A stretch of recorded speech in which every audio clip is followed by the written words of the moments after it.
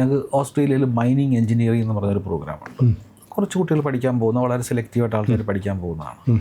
അവരുടെയൊക്കെ ഒരു വർഷത്തെ ആവറേജ് സ്റ്റാർട്ടിംഗ് സാലറി എന്ന് പറയുന്നത് 1 crore മുകളിലാണ്. നമ്മുടെ മെഡിക്കൽ നഴ്സിംഗ് ഡിഗ്രി എന്ന് പറയുന്നത് ഇന്ത്യൻ നഴ്സിംഗ് കൗൺസിലിൻ്റെ റിക്കഗ്നേഷനുണ്ട്, പക്ഷേ അവിടുത്തെ നഴ്സിംഗ് കൗൺസിലിൻ്റെ റിക്കഗ്നേഷൻ ഇല്ല. അപ്പം ആ ഒരു പെർട്ടിക്കുലർ കൺട്രിയിലെ നഴ്സിംഗ് കൗൺസിലിൻ്റെ റിക്കഗ്നേഷൻ ഇല്ലാതെ നമ്മൾ ട്രാക്ക് ചെയ്യാൻ പറ്റില്ല. അത് ഇവിടെ നിന്നോട്ട് എടുക്കുന്ന കാര്യം വളരെ വളരെ ബുദ്ധിമുട്ടാണ്. ഈ ഫെസിലിറ്റിയൊക്കെ മാറിയിട്ടുണ്ട്, പക്ഷെ നമുക്ക് ഈ നമ്മുടെ രാജ്യത്തെ വിദ്യാഭ്യാസ സ്ഥാപനങ്ങൾ മെച്ചപ്പെട്ടു വരുന്നില്ലേ? തീർച്ചയായിട്ടും. കാര്യം ഇപ്പോൾ ഒരുപാട് പ്രൈവറ്റ് ഇന്ത്യയിൽ വളരെ നിലവാരമുള്ള ഇൻസ്റ്റിറ്റ്യൂഷൻസ് ഉണ്ടല്ലോ, ഒരുപാട് നിലവാരമുള്ള ഇൻസ്റ്റിറ്റ്യൂഷൻസ് ഉണ്ട്. പക്ഷെ അതൊരിക്കലും ഈ വിദേശ വിദ്യാഭ്യാസത്തിനൊരു സബ്സ്റ്റിറ്റ്യൂട്ട് ആകുന്നില്ല.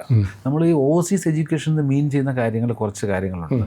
ഒന്ന്, ഇൻ്റർനാഷണൽ എക്സ്പോഷർ. നമ്മളൊരു ഫോറിൻ രാജ്യത്ത് പോയി 3-4 വർഷം താമസിച്ച് പഠിക്കുക, വർക്ക് ചെയ്യുക എന്നൊക്കെ പറയുമ്പോൾ കിട്ടുന്ന ഒരു ട്രാൻസ്ഫോർമേഷൻ, നമുക്കുണ്ടാകുന്നൊരു മാറ്റം. ഇവിടെ ഇന്ത്യയിൽ ഇപ്പം നമ്മൾ നല്ല ഇൻസ്റ്റിറ്റ്യൂഷനിൽ പഠിച്ചിറങ്ങുന്ന പല കുട്ടികൾക്കും ജോലി കിട്ടാത്തത് അവർക്ക് അക്കാഡമിക് നോളജ് ഇല്ലാത്തതുകൊണ്ടല്ല. അവരുടെ പ്രശ്നം എന്ന് പറയുന്നത് അവരുടെ സോഫ്റ്റ് സ്കിൽസ് വളരെ വീക്കാണ്.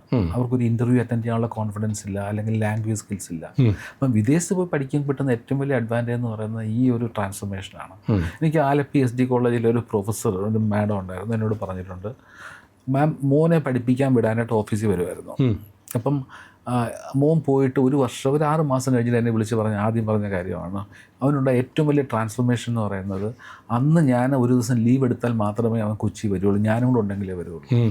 ഇപ്പം അവന് ഈ ഒരു വർഷം കൊണ്ട് അവൻ ടോട്ടലി ട്രാൻസ്ഫോംഡായി. ഈ കുക്സ് ഹിംസെൽഫ്, കക്ഷി വാഷ് ചെയ്യുന്നു, എല്ലാ കാര്യങ്ങളും സ്വന്തമായിട്ട് ചെയ്യാൻ പറ്റുന്നു.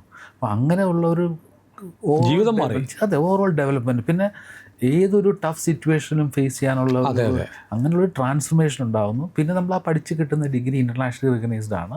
പിന്നെ ഡെഫിനറ്റ്ലി ആ പഠിക്കുന്ന രാജ്യത്ത് ജോലി കിട്ടാൻ നല്ലൊരു പോസിബിലിറ്റി ഉണ്ട്. അത് കഴിഞ്ഞ് PR-ലേക്ക് പോകാനുള്ള പോസിബിലിറ്റി ഉണ്ട്. സ്കോപ്പ് അൺലിമിറ്റഡ് ആണ്. അതെ, പക്ഷേ ഇന്ത്യയിൽ നമ്മൾ പഠിച്ചു കഴിഞ്ഞാൽ ഈ ബെനിഫിറ്റ്സ് ഒന്നും കിട്ടുന്നില്ല. ഏതായാലും എനിക്ക് തോന്നുന്നത് ഈ വിദേശ വിദ്യാഭ്യാസം എന്ന് പറയുന്ന ഒരു ആഡംബരമല്ല.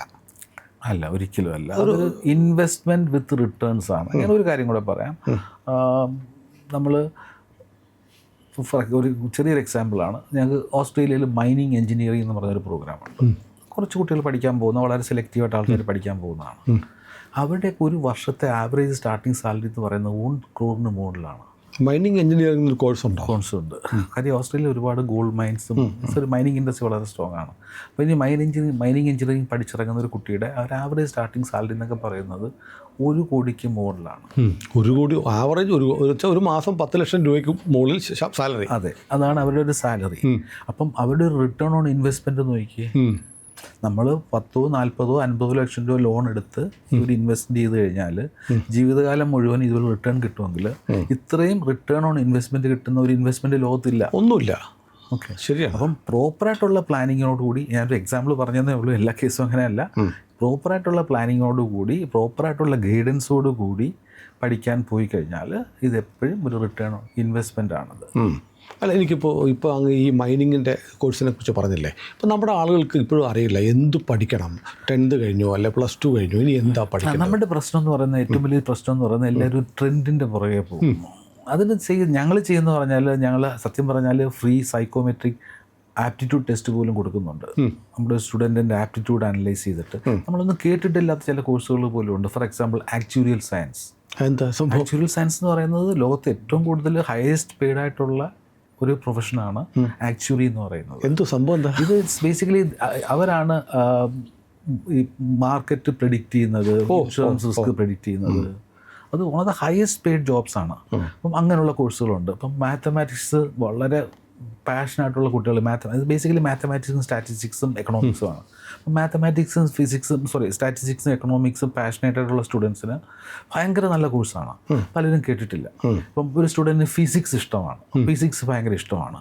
അതിൽ ഒരുപാട് ഫിസിക്സ് പഠിക്കാനുണ്ട്. ജിയോ ഫിസിക്സ് ഉണ്ട്, ക്വാണ്ടം ഫിസിക്സ് ഉണ്ട്, മെഡിക്കൽ ഫിസിക്സ് ഉണ്ട്, ഒരുപാട് സബ്ജക്റ്റ് ഓപ്ഷൻസ് ഉണ്ട്. നമ്മുടെ ഗ്ലോബലിൽ വന്നാൽ നമ്മൾ അവർക്ക് എന്താണ് നിങ്ങൾക്ക് പറ്റിയ കോഴ്സ് എന്നുള്ള തീർച്ചയായിട്ടും അതാണ് വ്യത്യാസം. സാധാരണ ഒരു കൺസൾട്ടൻസി വെച്ച് നോക്കുമ്പോൾ ഗ്ലോബലിന് ഒരു അഡ്വാൻറ്റേജ് എന്ന് പറയുന്നത്, ഞങ്ങൾ കുറച്ചുകൂടെ വളരെ ഫോക്കസ്ഡ് ആയിട്ട് അവരുടെ കരിയർ പ്ലാൻസ് എല്ലാം അനലൈസ് ചെയ്ത്, അവരുടെ ഇൻട്രസ്റ്റിംഗ് സബ്ജക്റ്റ് എല്ലാം അനലൈസ് ചെയ്തിട്ട് വേണമെങ്കിൽ അവർക്ക് ഫ്രീ ആയിട്ട് ഒരു സൈക്കോമെട്രിക് കരിയർ ആപ്റ്റിറ്റ്യൂഡ് ടെസ്റ്റ് പോലും കൊടുത്തിട്ടാണ് ഞങ്ങൾ സ്റ്റുഡൻസിനെ പ്ലേസ് ചെയ്യുന്നത്.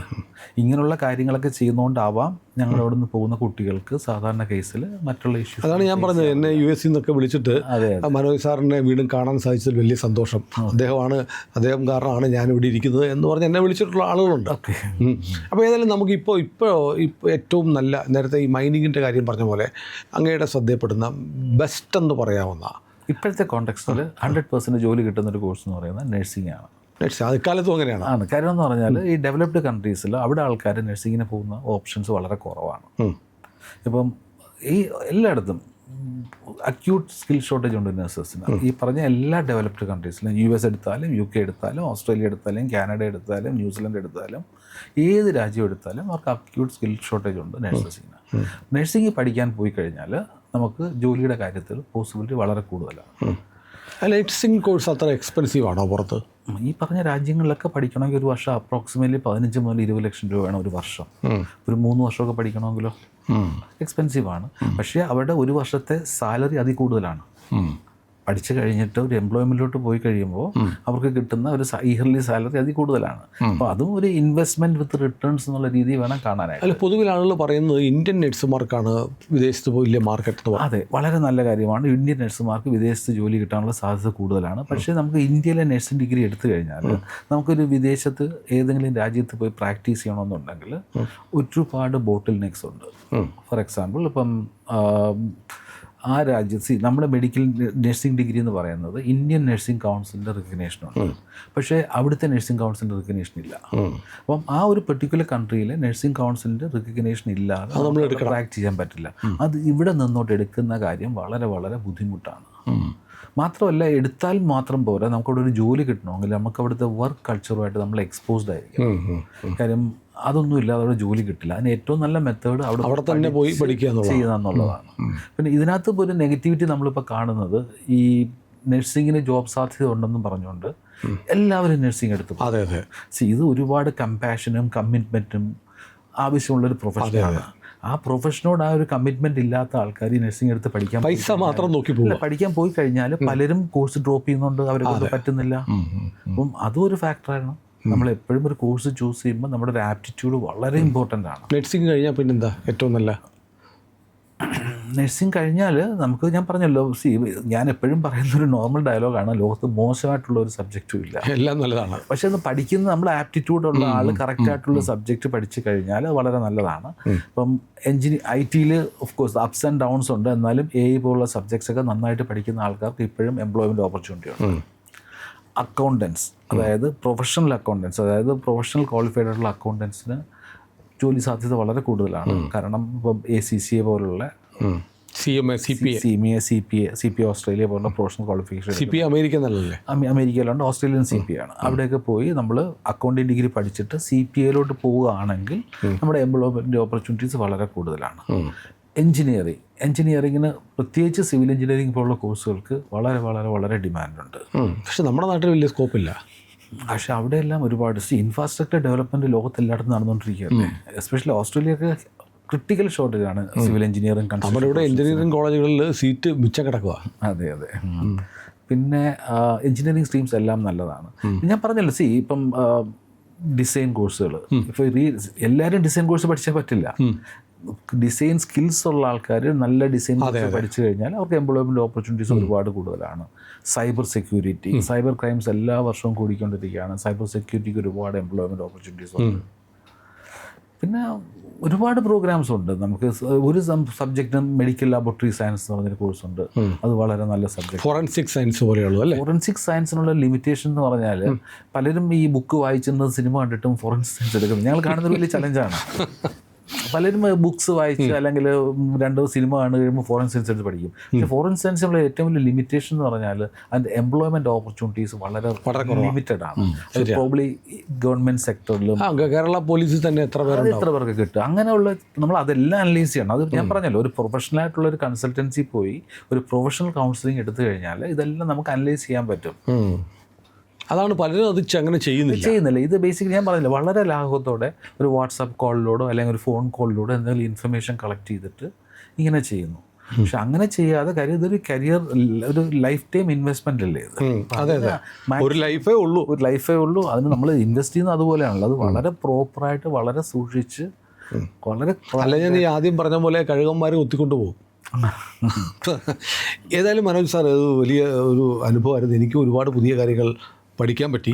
അപ്പോൾ എനിക്ക് നമ്മുടെ പ്രേക്ഷകർക്ക് വേണ്ടി എനിക്ക് അങ്ങോട്ടൊരു റിക്വസ്റ്റ് ഉണ്ട്. കാരണം നമ്മുടെ ആളുകൾ അങ്ങയുടെ സ്ഥാപനത്തിൽ ഗ്ലോബലിലേക്ക് ബന്ധപ്പെട്ടാൽ അവർക്ക് എന്തെങ്കിലും സംശയങ്ങളൊക്കെ ഉണ്ടെങ്കിൽ തീർച്ചയായിട്ടും പറഞ്ഞു കൊടുക്കാനുള്ള സംവിധാനം ഉണ്ടോ? തീർച്ചയായിട്ടും. കഴിഞ്ഞ പ്രാവശ്യം എനിക്ക് തോന്നുന്നു ഒരുപാട് മെസ്സേജസ് വന്നിട്ടുണ്ടായിരുന്നു വാട്സാപ്പിൽ.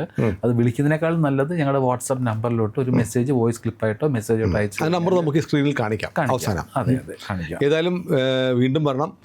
നമ്മുടെ ഇന്ത്യ ലൈവിൻ്റെ എല്ലാ പ്രേക്ഷകർക്കും വേണ്ടി ഞാനിപ്പോൾ മനോജ് സാറിനെ അവതരിപ്പിക്കുന്നത് കഴിഞ്ഞ 33 വർഷക്കാലമായി ഈ മേഖലയിൽ നിൽക്കുന്നു. ഇന്നലെ പെയ്ത മഴയ്ക്ക് കുരുത്തതല്ല കൊച്ചി കലൂർ ബസ് സ്റ്റാൻഡിൻ്റെ അടുത്തുള്ള ഗ്ലോബൽ.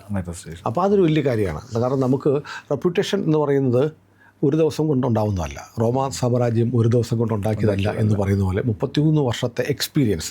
അതിലേറ്റവും പ്രധാനപ്പെട്ട കാര്യം ഞാൻ അങ്ങയെ ശ്രദ്ധിക്കാനുള്ള കാരണം, ഒന്ന് ഗവൺമെൻറ് യൂണിവേഴ്സിറ്റികളാണ് ഏറ്റവും കൂടുതൽ പ്രിഫർ ചെയ്യുന്നത്. ഇംഗ്ലീഷ് സംസാരിക്കുന്ന രാജ്യങ്ങൾ പ്രിഫർ ചെയ്യുന്നു. അതോടൊപ്പം തന്നെ അവിടെ കോഴ്സ് കഴിഞ്ഞാൽ മിനിമം 1-2-3 വർഷം അവിടെ ജോലി ചെയ്യാൻ കഴിയുന്ന യൂണിവേഴ്സിറ്റികൾ മാത്രം സെലക്ട് ചെയ്യുന്നു. ഇത് മൂന്നുമാണ് ഗ്ലോബലിനെ വേറിട്ട് നിർത്തുന്നതും ഗ്ലോബലിനെ 33 വർഷം പൂർത്തിയാക്കാൻ സഹായിച്ചതും എന്നാണ് എനിക്ക് തോന്നുന്നത്. പ്രിയപ്പെട്ട പ്രേക്ഷകരെ, ഇതൊരു ഓപ്പർച്യൂണിറ്റിയാണ്. നമ്മുടെ കുട്ടികൾ എന്ന് പറയുന്നത് നമ്മുടെ രാജ്യത്തിൻ്റെ സമ്പത്താണ്. അതിലൊക്കെ ഉപരി നമ്മുടെ സ്വകാര്യ സമ്പത്താണ്. അവരുടെ ഭാവി എന്ന് പറയുന്നത് അതിസൂക്ഷ്മമായി നമ്മൾ പ്ലാൻ ചെയ്ത് നമ്മൾ കരുതലോടെ കൊണ്ടു നടക്കേണ്ടതാണ്. ഗ്ലോബൽ നിങ്ങളെ സഹായിക്കാനുണ്ട്. ഗ്ലോബലിനെ വിളിക്കുക, നമ്പർ നമ്മൾ കാണിക്കുന്നുണ്ട്. ഇനി ആർക്കെങ്കിലും അവിടെ കിട്ടുന്നില്ലെങ്കിൽ നമ്മളെ വിളിച്ചാലും നമ്മൾ അറിയിക്കാം. നമ്മൾ ഗ്ലോബലുമായി കോൺടാക്റ്റ് ചെയ്യാനുള്ള വിവരങ്ങൾ നമ്മുടെ ഫസ്റ്റ് കമൻ്റായിട്ട് കൊടുക്കുന്നുണ്ട്. ഏതായാലും മനോജ് സാർ ഇന്ത്യ ലൈവിലേക്ക് വന്നതിൽ സന്തോഷം. നന്ദി. ഇനി കാണാം.